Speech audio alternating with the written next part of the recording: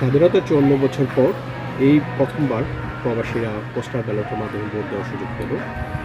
এটা আমাদের সাংবিধানিক অধিকার ছিল, দীর্ঘ প্রতীক্ষিত সে সাংবিধানিক অধিকার এই প্রথমবার প্রবাসীরা প্রয়োগ করার সুযোগ পেল এবং সেই সুযোগ পেয়ে প্রবাসীরা সত্যিকার অর্থে আনন্দিত এবং গর্বিত। আমরা আশা করি প্রশাসন তার নিরপেক্ষতা বজায় রেখে এই ভোটটাকে শান্তিপূর্ণভাবে এবং স্বতঃস্ফূর্তভাবে জনগণের অধিকার প্রতিষ্ঠা করার পথ সুগম করে দেবে। আরেকটি গুরুত্বপূর্ণ বিষয় হচ্ছে এই দীর্ঘ সময় পর প্রবাসীরা ভোটাধিকার প্রয়োগের মাধ্যমে তার নিজেদের অধিকার প্রতিষ্ঠার মাধ্যমে বাংলাদেশের রাজনীতিতেও সক্রিয় অংশগ্রহণ করার একটি সুযোগ পেল।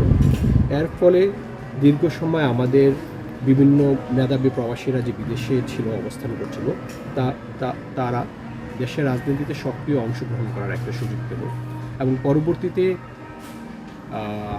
আমাদের জাতীয় সংসদের যে উচ্চকক্ষ আছে সেখানেও আমাদের মেধাবী প্রবাসীরা সরাসরি অংশগ্রহণ করার সুযোগ থাকবে ইনশাআল্লাহ। এইবার আমাদের প্রবাসী দিলশানা পারুল বাংলাদেশের জাতীয় সংসদ নির্বাচনে সরাসরি অংশগ্রহণ করছে। আমরা এটা গর্বিত প্রবাসী প্রতিনিধি হিসাবে দিলশানা পারুল বাংলাদেশের রাজনীতিতে সরাসরি জাতীয় সংসদ নির্বাচনে অংশগ্রহণ করছে। আমরা চাই তার সাফল্য এবং প্রবাসীদের যে অংশগ্রহণ এটা আরও দিন দিন আরও বাড়ুক এবং রিভার্স ব্রেন ড্রেনের মাধ্যমে যেসব প্রবাসীরা বিদেশে আছে তাদের মেধাকে তাদের যোগ্যতাকে দেশের উন্নয়নে সামগ্রিকভাবে কাজে লাগাবে।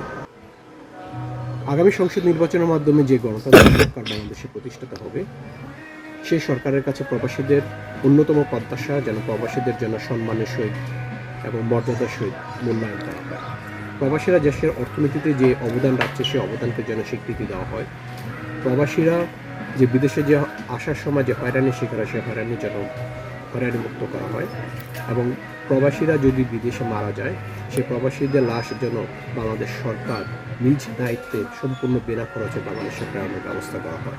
আরেকটি গুরুত্বপূর্ণ দাবি আজকে আমি উপস্থাপন করে যাব, সেটা হচ্ছে প্রবাসীরা যে বৈধ রেমিটেন্স পাঠায় সেই রেমিটেন্সের পরিপ্রেক্ষিতে আমরা চাই সরকার যেন তাদেরকে একটি পেনশন প্রকল্পের আওতায় নিয়ে আসে, যাতে প্রবাসীরা দীর্ঘদিন প্রবাসে থাকার পর তাদের সেই পেনশন প্রকল্পের আন্ডারে দেশে নিরাপদ জীবনযাপন করতে পারে। কারণ এরকম দেখা গেছে দীর্ঘ সময় প্রবাসে থাকার পর দেশে যখন নাকি ফিরে অনেক সময় তারা আবার সেই রিক্ত হস্তে দেশে ফিরে, কিন্তু এই 10 বছর 20 বছর দীর্ঘ সময় তারা প্রবাসে যে অবদান রাখে সেই অবদানকে যদি আমরা সঞ্চয় রূপে রূপান্তরিত করতে পারি তাহলে প্রবাসীরা দেশে ফেরত করার পরও তারা একটা নিশ্চিত নিরাপদ জীবন লাভ করতে পারে।